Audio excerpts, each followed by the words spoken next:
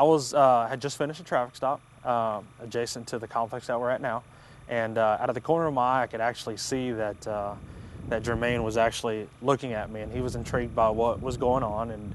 And so whenever I safely cleared the traffic stop, I saw him again out of the corner of my eye. He reappeared, and I could see that he was kind of waving at me, but it was kind of a shy, skittish wave. So I turned the car around and actually entered the complex, and that's when I saw him. And at that time, he was throwing a football in the air. You can tell that he was clearly having a game of catch, but it was alone. So I saw some kids approach, and I thought that they were going to play with him. So I kind of paused and hesitated for a second, and I saw that they just walked on by. So at that point in time, I decided that I wanted to inject a little bit of positive attitude into the boy's life. It was totally nonverbal, and so I did the universal sign of, hey, throw me the ball, without actually saying it. And you can tell that at that time something snapped in his head, and he said, hey, this guy's actually here to play football with me.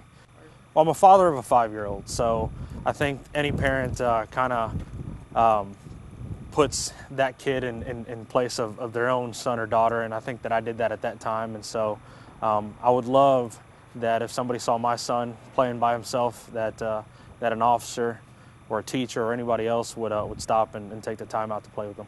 I threw him the ball. I threw him the ball again. Then the third time, he told me to go long, so I went long. Then he threw it to me. I think it was awesome because that was nice of him to come and play football with me. That's really nice of him. I found it on Facebook, and it was an exciting, heartwarming feeling.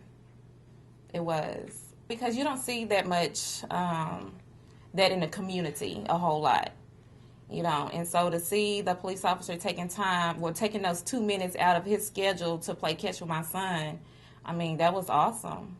Because he could have just bypassed them and kept going.